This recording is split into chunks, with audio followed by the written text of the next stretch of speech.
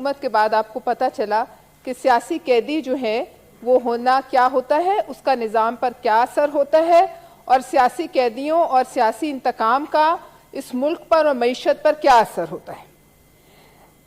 جناب چیئرمین، تاریخ گواہ ہے کہ جب کربلا میں امام حسین رضی اللہ تعالیٰ عنہ اور ان کے خانوادہ رسول صلی اللہ علیہ وآلہ وسلم کو شہید کیا گیا تو یزید کی حکومت گرنے کے بعد ایک شعر اٹھا تھا مختار ثقفی، اور اس شعر نے قاتلان حسین سے ایک ایک کر کے بدلہ لیا اور چن چن کر انہیں جہنم رسید کیا، اور جب ہر ملعون کو وہ اپنے سامنے لاتا اور پوچھتا کہ کہاں ہے تمہاری ریت کی حکومت، تو اس کے پاس کوئی جواب نہ ہوتا، کیونکہ اس دنیا میں جتنی حکومتیں ہیں وہ ریت ہی کی ہوتی ہیں۔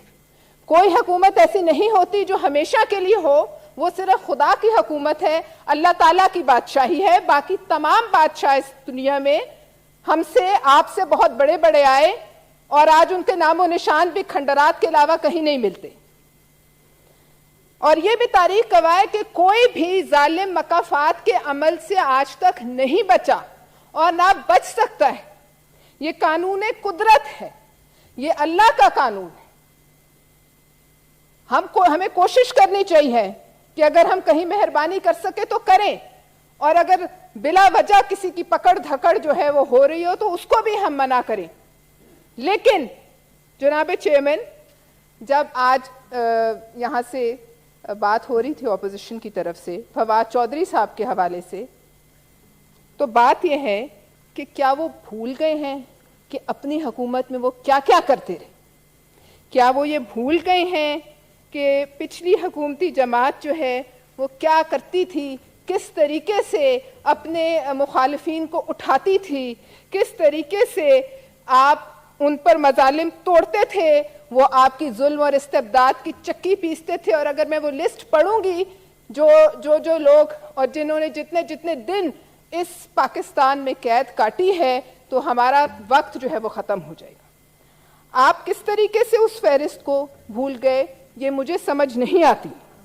آپ ضرور ہم پر تنقید کریں، لیکن مت بھولیں کہ آپ نے بھی کیا کیا، اور اس وقت آپ کو ہم کہتے تھے بھائی کمر مضبوط رکھنا، کیونکہ یہ نہیں کہ ہم آپ سے بدلہ لینا چاہتے ہیں، یہ نہیں کہ ہم جو ہے وہ سیاسی انتقام پر یقین رکھتے ہیں، مگر یہ مکافات ہے، اس کو کوئی بھی ٹال نہیں سکتا۔ آپ مخالفین کو قید کر کے، یاد کیجئے، کیمرے لگا کر ان کی قید میں جو حالت تھی اس پر مزے لیتے تھے، چاہے وہ مریم نواز صاحبہ ہو، چاہے وہ فریال تالپور صاحبہ ہو۔ دوسروں کی بہن بیٹیاں مائیں بھی آپ کے ظلم سے نہیں بچی تھی۔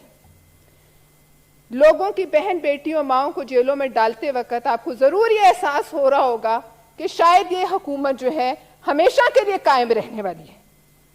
آپ وہ وقت بھول گئے جب امریکہ میں آپ نے کہا کہ میں آصف زرداری کے سیل سے، گرمیوں میں اس ملک میں گرمی کوئی آسان بھی نہیں ہوتی، اور پھر جب بندہ قید میں ہو تو وہ بھی آسان نہیں ہوتا، آپ نے کہا میں آصف زرداری کے سیل سے اے سی اترواؤں گا، میں ان کے سیل سے اے سیز اترواؤں گا۔ میں نے اس سے چھوٹی دشمنی کی مثال کہیں نہیں دیکھی۔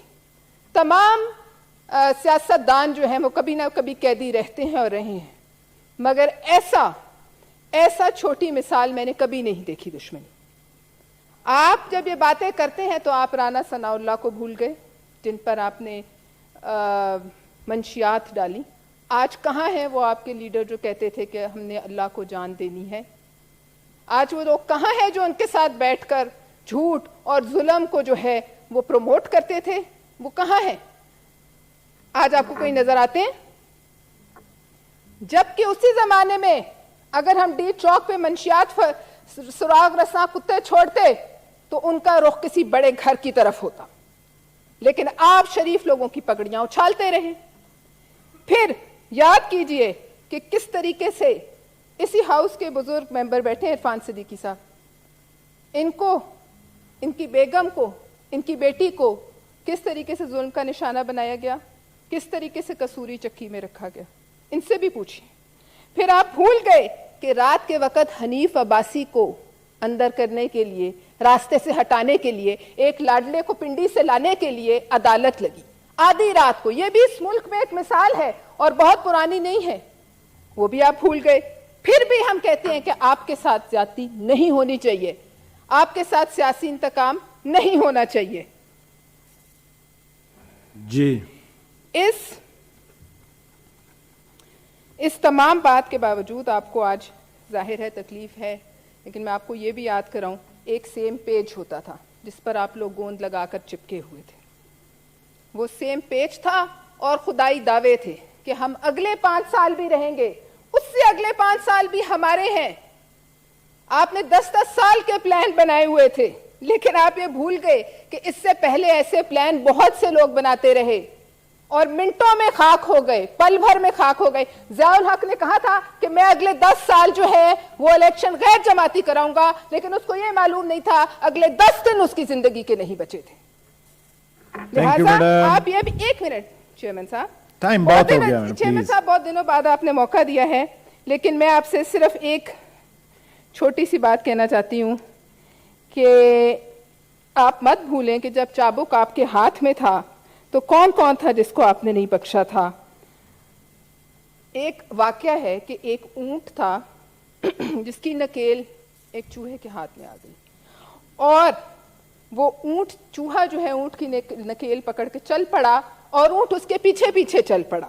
تو چوہے نے سمجھا کہ یہ اتنا بڑا جانور جو میرا ماتحت ہو گیا ہے تو میں بہت بڑا بادشاہ ہوں, اس میں کوئی شک نہیں ہے کہ میں بہت طاقتور ہوں. حتیٰ کہ ایک ندی آ گئی تو اونٹ نے کہا کہ آپ میرے جو لیڈر ہیں سردار, میری رہنمائی کرو اور نکلو. تو چوہا بولا کہ یہ تو گہرا سمندر ہے, یہ تو خطرناک ہے, اس میں تو موت ہی موت ہے, میں تو اس راستے پہ ہرگز نہیں چلتا. تو اس وقت اس اونٹ نے چوہے کے ہاتھ سے نکیل چھڑا لی اور اونٹ نے کہا کہ اگر اتنی سکت نہیں تھی کہ اتنا بار اٹھا سکتے تو اپنی اوقات سے بڑھ کر کام کیوں کیا. لہذا اگر اونٹ نے آپ کے ہاتھ سے نکیل چھڑا لی ہے تو اس میں قوم کا کیا قصور, اس میں ہمارا کیا قصور. اونٹ تو آپ کا, آپ اونٹ کے آگے آگے تھے, لیکن اونٹ نے پیچھے سے آپ کے ہاتھ سے نکیل کھینچ لی. کہانی اتنی سی ہے. بہت شکریہ. Honourable senator Faisal Javed.